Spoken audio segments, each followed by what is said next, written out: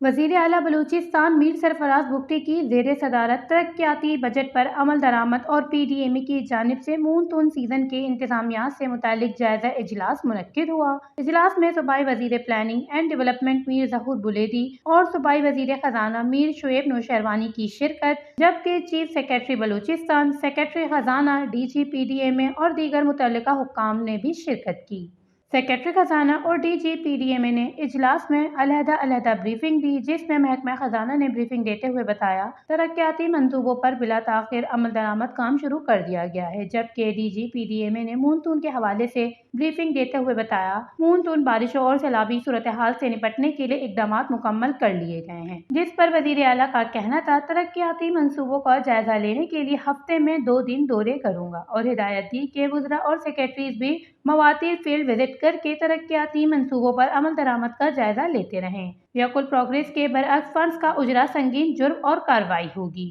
انہوں نے مزید کہا فنڈز کا اجرا کام کی رفتاری سے مشروط، کوئی سیاسی پریشر نہ لیا جائے۔ وزیر اعلیٰ نے بتایا محکمہ پی این ڈی اور محکمہ فنانس کو بااختیار اور جوابدہ بنائیں گے۔ کارکردگی جانچنے کے لیے صوبائی حکومت جوابدہی اور خود احتسابی کا عمل شروع کر رہی ہے۔ اجلاس میں وزیر اعلیٰ نے انکشاف کیا کہ بلوچستان کے ایک ضلع میں انوائرنمنٹل پروٹیکشن ایجنسی کے ایک اسسٹنٹ ڈائریکٹر کے ماتحت 22 نائب قاصد ہیں، جبکہ ماضی میں غیر ضروری بھرتیاں بھی کی گئی ہیں اور ملازمین کی اکثریت تو ڈیوٹی دینے کے لیے تیار ہی نہیں اور گھر بیٹھے تنخواہوں کی طلبگار ہیں۔ وزیر اعلیٰ بلوچستان کا محکمہ service and general administration department کو سرکاری ملازمین کے جامع قوانین و ضوابط بنانے کا حکم اور گھوس اور دھیری ملازمت کے حامل ملازمین کے خلاف کارروائی کا حکم بھی دیا۔ Watch news, Quetta, Balochistan.